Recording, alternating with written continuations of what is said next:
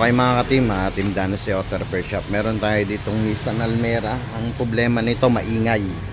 Yan, nasa yung bed. So yung ako ng bed, pakita natin. Yung bed. Hindi yung bed yung luma.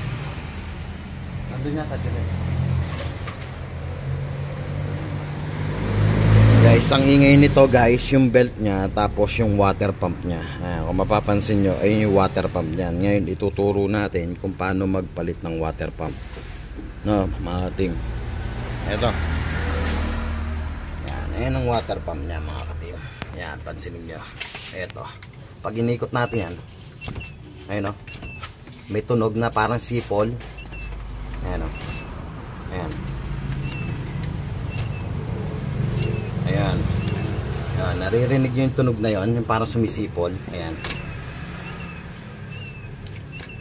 Ayan. Maingay po yan pagka umaandar na o mga bagong start. Pag mag-check kayo ng ingay, ikutin nyo isa-isa. Tensioner, okay. Ito rin, pati itong compressor, okay rin, wala ring alog. Tapos yung alternator, pero itong pinakamaingay dyan, water pump. Ayan o. Ngayon, mga ka-team, magpapalit tayo ng water pump saka itong belt nya. Ito. Ngayon, makikita nyo, meron na siyang line ng hiwa. Sabi. Ayan. Ayan. May mga line na siya ng hiwa.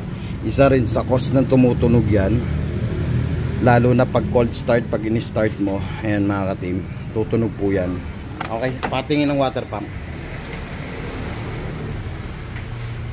Ito yung water pump na. Pag inikot mo dapat yan, walang ingay. Smooth na smooth lang siya. Ngayon mga ka-team, pag magpapalit tayo nito, meron siyang 4 na bolt. Kung mapapansin nyo, 1, 2, 3, 4. 4 na bolt.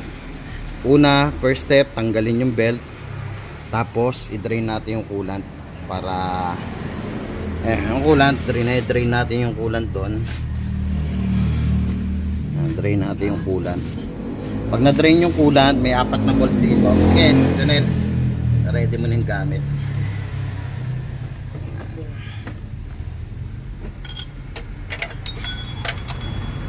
Para makita nyo mga ka-team kung paano natin tinatanggal yan. Mapapansin nyo naman, may 4 na bolt dito. Pero tatanggalin muna natin yung pulley. Mamaya kuha tayo ng higaan.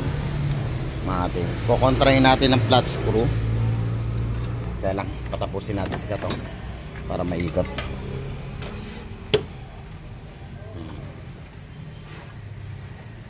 Yung drain plug po ng coolant natin mga ka-team, nandun sa may banda rito.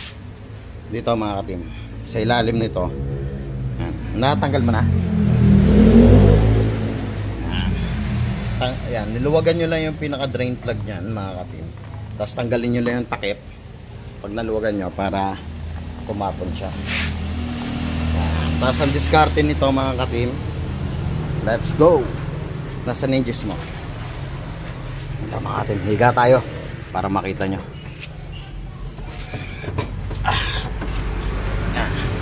Yan yung water pump nyan.